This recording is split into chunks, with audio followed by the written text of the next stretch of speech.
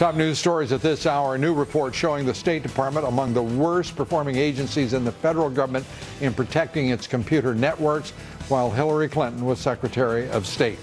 President Obama has signed the Iranian nuclear deal, officially putting the international agreement into effect. And Secretary of State Kerry to travel to the Middle East this week to try to end the violence in Israel. Secretary Kerry will meet with Israeli Prime Minister Netanyahu and Palestinian Authority President Abbas. Well, people in border states in this country have had enough of the massive influx of illegal immigrants. They're demanding that elected officials do something about it. And there has been some response, at least by politicians. And of course, I'm not talking about the United States, I'm talking about Europe. In Switzerland, the Swiss People's Party today celebrated its biggest win ever in a national election. All over Europe, there is a definite, powerful, palpable shift to the right in politics because of the refugee and illegal immigrant crisis. In Germany, Chancellor Angela Merkel under fire for allowing almost a million migrants into her country. Merkel is now demanding that Turkey secure its border to keep more migrants out of Europe. Merkel has a problem, so does Germany. Hungary has closed its border with Croatia, which was a primary corridor for immigrants and refugees to travel. They built a fence. This summer, 10,000 people a day were crossing their border. Yesterday, 41 people did. Hungary declaring the fence stopped them. There are, by the way, 65 major fences or walls at borders all around the world, and they work, including along parts only, small parts, of the U.S.-Mexico border. Joining us tonight, Fox News national security analyst K.T. McFarland. K.T., great to have you here. Good to be with you. Let's start with the deal is done with Iran. How soon will Iran get that $150 billion? How soon do we just sort of salute when they get the bomb? Well, they've already said that they're going to use their money. They're going to continue to support their proxy terrorist groups in the Middle East, so Hamas, Hezbollah. I think what you've seen in the last 2 days, which is the increased violence in Israel by the Palestinians, is an indication that that's now going to heat up.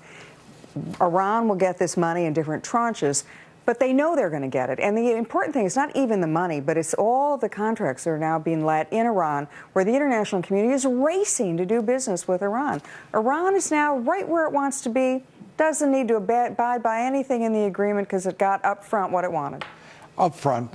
Meanwhile, they violate UN resolutions for testing, as you see there on the screen, ballistic missiles. It's a clear violation of the UN resolution. Absolutely. And the president and his folks go to great lengths to say, well, there's the missiles restrictions on this side, and then there's the uranium enrichment on this side. The two unrelated overall behavior, the largest state sponsor of terrorism in the world, and they're all unrelated in the mind of this president. Well, one of the reasons they sold this deal, Obama and Kerry both said, look, we may not be exactly 100%. Sold it to whom? To the United States. They haven't sold it to the United States or the American people. But they've certainly sold it to the mainstream media. Well, they may have sold it to the left-wing media, but that isn't the American people, who still oppose it by 70%. It isn't to the United States Congress, which hasn't even, I mean, it's... Yeah, and where do you start with the inability to sort of... Sold it to the UN Security Council. Of course, it was their deal to begin with. But at the same time, the deal was supposed to give us a better relationship with Iran. Within 24 hours, the Iranians start hooking up with Russia in this new Russian, Iranian, Iraqi, Syrian alliance against our interests. So what good was this? It was like a chimera. It's just sort of faded away. Except it's $150 billion, except it is an easy pass to a nuclear weapon for the Iranians.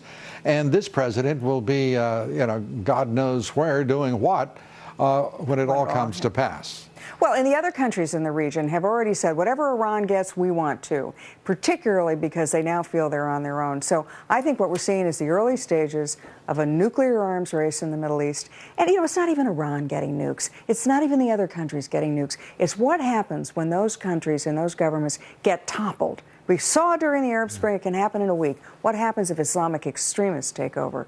Then you have their hands on nukes. I think it's fair to say in Iran that is an extant problem. As we listen to the House Foreign Affairs Committee Chairman Ed Royce say, the ambassadors are saying from the UAE, they've got to have nuclear weapons. That's where we are. Well, and remember, they're so rich, they can buy them. Money is no object. Those countries in the Middle East can go buy them from Pakistan, buy them from other places. So you could see this happening very quickly. And speaking of wealthy, with $150 billion in additional funds, Iran doesn't have to violate sanctions. They don't have to do any kind of enrichment. Oh, the heck with the centrifuges. They'll just go out and buy the warheads and the weapons they want, nuclear. Of course. KT, always good to see you. Thanks. Thanks so much for being here. Thank you.